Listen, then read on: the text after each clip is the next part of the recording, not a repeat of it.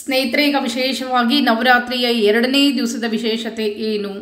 ಪಂಚಾಂಗದಲ್ಲಿ ನಾಳೆ ಬಹಳಷ್ಟು ಒಳ್ಳೆಯ ಯೋಗಗಳು ಪ್ರಾಪ್ತಿಯಾಗ್ಲಿಕ್ಕತ್ತದ. ಈ ಯೋಗಗಳು ಪ್ರಾಪ್ತಿಯಾದಾಗ ನಾವು ಮಾಡಿದಂಥ ಅಂದರೆ ಖರೀದಿ ಮಾಡಿರ್ಬೋದು ಅಥವಾ ಪೂಜೆಗಳನ್ನ ಮಾಡಿರ್ಬೋದಾಗಿರ್ಬೋದು, ವಿಶೇಷವಾಗಿ ಫಲವನ್ನು ತಂದು ಕೊಡ್ತದೆ ಅಂಥೇಳಿ ಈಗ ನಾಳೆಯ ಏನೇನು ವಿಶೇಷತೆ ಅದ ಅನ್ನೋದನ್ನು ಪೂರ್ಣ ವಿವರವಾಗಿ ತಿಳಿಸ್ಕೊಡ್ತೀನಿ. ಪೂಜಾ ಸಮಯ ಸಹಿತ ನಾಳೆ ಯಾವ ಸಮಯದಲ್ಲಿ ಪೂಜೆಯನ್ನು ಮಾಡಿದರೆ ವಿಶೇಷ ಫಲ ಪ್ರಾಪ್ತಿ, ಬರ್ರಿ ಪಂಚಾಂಗವನ್ನು ಅಧ್ಯಯನ ಮಾಡೋಣ. ನಾಳೆ ವಿಶ್ವಾವಸುನಾಮ ಸಂವತ್ಸರೆ ದಕ್ಷಿಣಾಯಣೆ ಶರದೃತೌ ಅಶ್ವಯುಜಮಾಸೆ ಶುಕ್ಲಪಕ್ಷೆ ದ್ವಿತೀಯಾತಿಥೌ ಕುಜವಾಸರೆ ಹಸ್ತ ನಕ್ಷತ್ರೆ ಬ್ರಹ್ಮಯೋಗೆ ಬಾಲವಕರ್ಣೆ. ಚಂದ್ರ ಕನ್ಯಾ ರಾಶಿಯಲ್ಲಿ ಸ್ಥಿತರಿದ್ದಾನೆ. ಕನ್ಯಾ ರಾಶಿಯಿಂದ ತುಲಾ ರಾಶಿಯತ್ತ ತನ್ನ ಪ್ರಯಾಣವನ್ನು ಮುಂದುವರಿಸ್ತಾನೆ. ಜೊತೆಗೆ ಸೂರ್ಯ ಕೂಡ ಕನ್ಯಾ ರಾಶಿಯಲ್ಲಿ ಸಂಚಾರವನ್ನು ಮಾಡ್ತಾ ಇದ್ದಾನೆ. ಯಾವುದೇ ಮುಹೂರ್ತಗಳನ್ನು ನೋಡಿದಾಗ ಕೂಡ ಚಂದ್ರನ ರಾಶಿ ಸೂರ್ಯನ ರಾಶಿ ಕೂಡ ನಮಗೆ ಬೇಕಾಗ್ತದೆ. ಅದಕ್ಕಾಗಿ ಇನ್ನು ಸೂರ್ಯೋದಯ ನಾಳೆ ವಿಶೇಷವಾಗಿ ಸೂರ್ಯೋದಯ 6 ಗಂಟೆ 20 ನಿಮಿಷದಿಂದ ಸೂರ್ಯಾಸ್ತ 6 ಗಂಟೆ 18 ನಿಮಿಷ ಸಾಯಂಕಾಲ ಸಮಯದಲ್ಲಿ. ಮೊದಲು ಪೂಜೆ ಸಮಯವನ್ನು ಕೊಟ್ಬಿಡ್ತೀನಿ, ನೋಟ್ ಮಾಡಿ ಇಟ್ಕೊಳ್ರಿ. ನಾಳೆ ವಿಶೇಷವಾಗಿ ಬ್ರಾಹ್ಮಿ ಮುಹೂರ್ತದಲ್ಲಿ ಪೂಜೆಯನ್ನು ಮಾಡ್ತೀನಿ ಅನ್ನೋರಿಗೆ 4 ಗಂಟೆ 40 ನಿಮಿಷದಿಂದ 5 ಗಂಟೆ 30 ನಿಮಿಷ ಇದು ಬ್ರಹ್ಮ ಮುಹೂರ್ತ, ಬ್ರಾಹ್ಮಿ ಮುಹೂರ್ತ ಅಂಥೇಳಿ ಕರೆಸ್ಕೊಳ್ತದೆ. ಬನ್ನಿ ಮರದ ಪೂಜೆ ಆಗಿರ್ಬೋದು, ಸುಪ್ರಭಾತ ಸೇವೆಗಾಗಿರ್ಬೋದು ಬ್ರಾಹ್ಮಿ ಮುಹೂರ್ತ, ಅಥವಾ ಯಾರು ಆಫೀಸ್ಗೆ ಹೋಗಬೇಕು ಅನ್ನೋರು ಬೇಗ ಪೂಜೆಯನ್ನು ಮಾಡ್ತೀನಿ ಅನ್ನೋರಿಗೆ ಬ್ರಾಹ್ಮಿ ಮುಹೂರ್ತ ತಿಳಿಸ್ಕೊಟ್ಟೇನಿ. ಇನ್ನು 2ನೇಯ ಮುಹೂರ್ತ ಅತ್ಯಂತ ಶುಭ ಮುಹೂರ್ತ ಅಂತ ಹೇಳಿಕತ್ತೀನಿ. ಇದರಲ್ಲಿ ನಮಗೆ ಅಮೃತ ಕಾಲ ಅಂತ ಕೂಡ ನಾವು ಇದನ್ನು ಕರಿತೇವೆ. ಈ ಅಮೃತ ಕಾಲ ಬಹಳಷ್ಟು ಒಳ್ಳೆಯ ಯೋಗಗಳಿರ್ತದೆ. 7 ಗಂಟೆ 30 ನಿಮಿಷದಿಂದ 9 ಗಂಟೆವರೆಗೂ ನಿಮಗೆ ವಿಶೇಷವಾಗಿ ನಾವು ಇದನ್ನು ಅಮೃತ ಕಾಲ ಅಂತ ಕೂಡ ಕರಿತೇವೆ. ತುಲಾ ಲಗ್ನ ಪ್ರಾಪ್ತಿಯಾಗ್ಲಿಕ್ಕತ್ತದ. ಇನ್ನೂ ಒಂದು ಮುಹೂರ್ತ ಅಂದರೆ ಕೆಲವರಿಗೆ ಬೆಳಗ್ಗೆ ಬೇಗ ಎದ್ದು ಮಾಡಲಿಕ್ಕೆ ಆಗೋದಿಲ್ಲ, ಎಲ್ಲ ಮುಗಿದ ಮೇಲೆ ನಾವು ಮಾಡ್ತೀವಿ ಅನ್ನೋರಿಗೂ ಕೂಡ ಇನ್ನೂ ಒಂದು ಮುಹೂರ್ತ ಕೊಡ್ತೀನಿ. 12 ಗಂಟೆ 5 ನಿಮಿಷದಿಂದ ಮಧ್ಯಾಹ್ನ 1 ಗಂಟೆ 40 ನಿಮಿಷವರೆಗೆ ಇದು ಕೂಡ ಧನು ಲಗ್ನ ನಮಗೆ ಪ್ರಾಪ್ತಿಯಾಗ್ಲಿಕ್ಕತ್ತದ. ಧನು ಅಧಿಪತಿ ಗುರು ಅಂತ ಹೇಳ್ತೇವೆ. ಇನ್ನು ವಿಶೇಷವಾಗಿ ನಾಳೆ ಬಹಳಷ್ಟು ಒಳ್ಳೆಯ ಯೋಗಗಳು ಅಂತ ನಿಮ್ಗೆ ಹೇಳಿದೆ. ಯೋಗಗಳು ಏನೇನು ಯೋಗಗಳು ಕೂಡ್ತಾ ಇದೆ ನಾಳೆ ಅದನ್ನು ತಿಳಿಸ್ಕೊಡ್ತೀನಿ.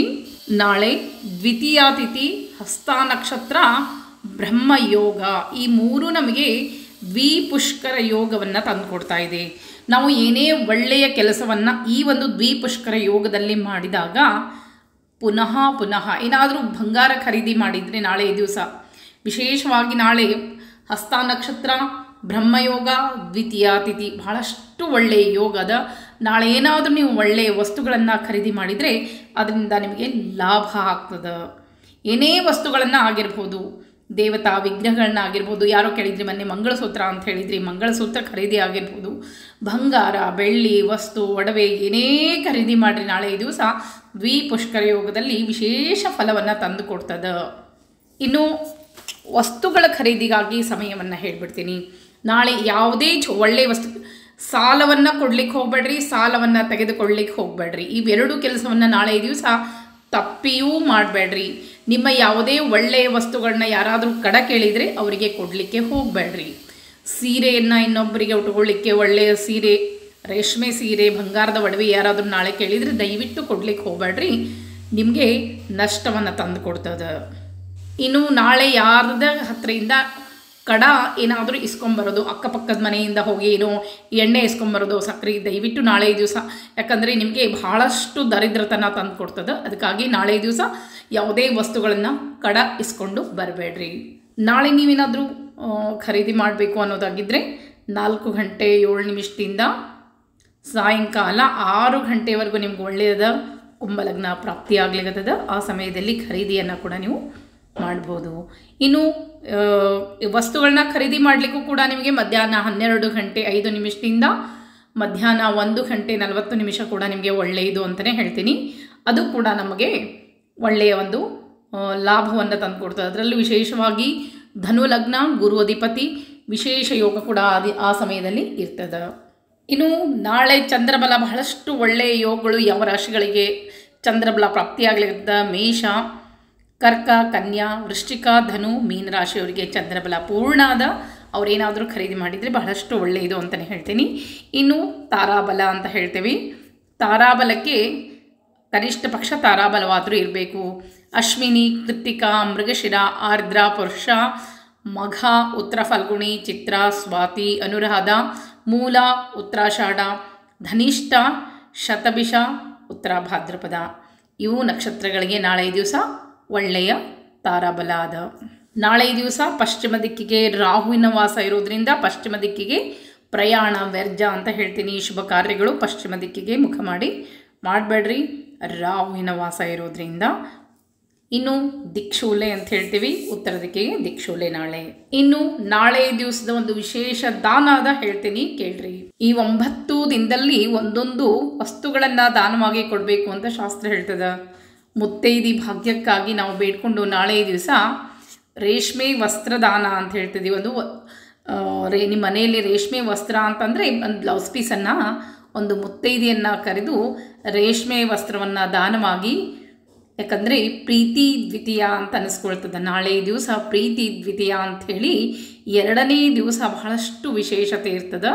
ನಾಳೆ ದಿವಸ ಒಂದು ಮುತ್ತೈದೆಯನ್ನು ಕರೆದು ಒಂದು ರೇಷ್ಮೆ ಬ್ಲೌಸ್ ಪೀಸ್, ಈಗಂತೂ ಸಿಗ್ತದೆ ಅಂಗಡಿ ಒಳಗೆ ರೇಷ್ಮೆ ಥರ ಇರುವಂಥ ಒಂದು ಬ್ಲೌಸ್ ಪೀಸನ್ನು ತೆಗೆದುಕೊಂಡು ಒಂದು ಅದು ಹೆಂಗಿರಬೇಕು ಅಂತಂದರೆ ಗುಲಾಬಿ ಬಣ್ಣದ್ದು ಇರಬೇಕು.